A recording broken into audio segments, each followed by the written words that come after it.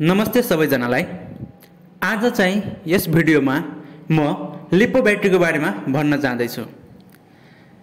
Lipo battery यसको full form हो चाहिँ लिथियम पोलिमर ब्याट्री र यो ब्याट्री चाहिँ एकदमै हल्लुको हुन्छ र एकदमै धेरै करेन्ट चाहिँ डिस्चार्ज गर्न सक्छ। यो ब्याट्री हामी चाहिँ यस्तो एप्लिकेसनमा युज गर्न सक्छौं जहाँ चाहिँ एकदमै धेरै करेन्टको आवश्यकता पर्छ र त्यहाँ वेट चाहिँ हामीलाई थोरै चाहिन्छ र लिपो ब्याट्री चाहिँ डिफरेन्ट शेप र साइजमा आउँछन्। जस्तै यो लिपो ब्याट्री हामी ड्रोनमा युज गर्न सक्छौं, त्यसैगरी रोबोटिक्स प्रोजेक्टहरुमा युज गर्न सक्छौं।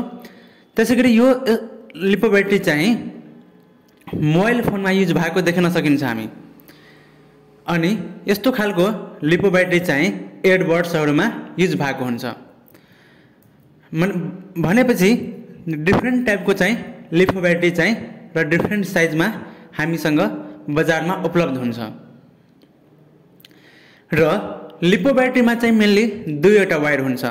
एउटा black and white thick wire हुन्छ र अर्को थिन वायर हुन्छ।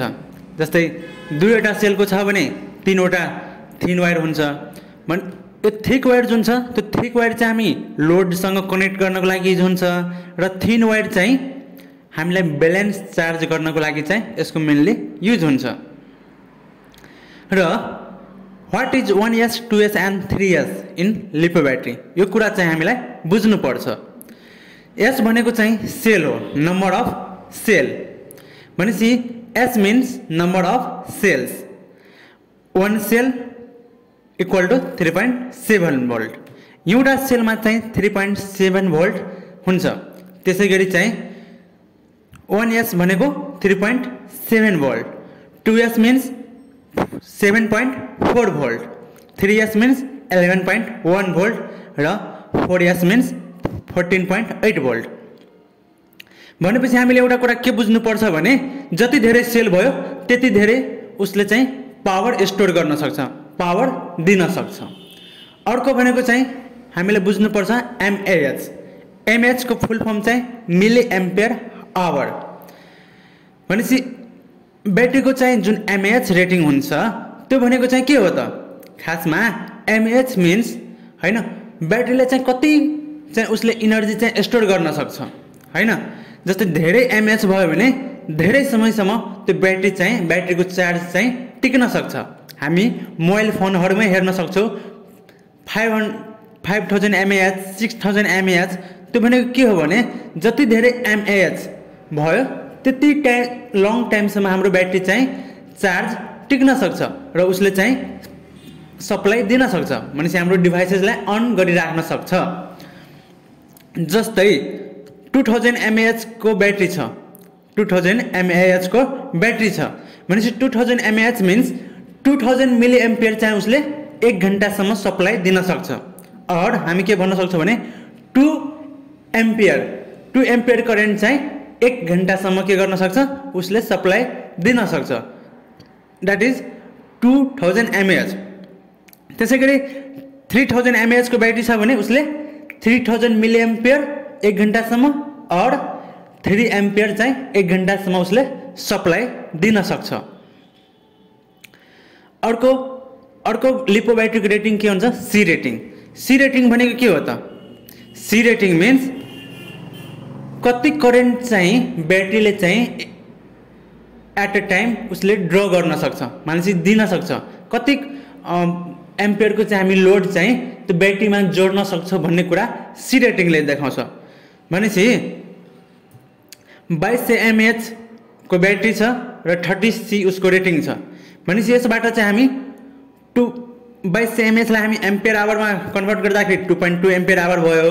अनि 30C भनेपछि 66 एम्पियर चाहिँ हामी म्याक्सिमम आउटपुट के गर्न सक्छौं त्यो ब्याट्रीबाट लिन सक्छौं।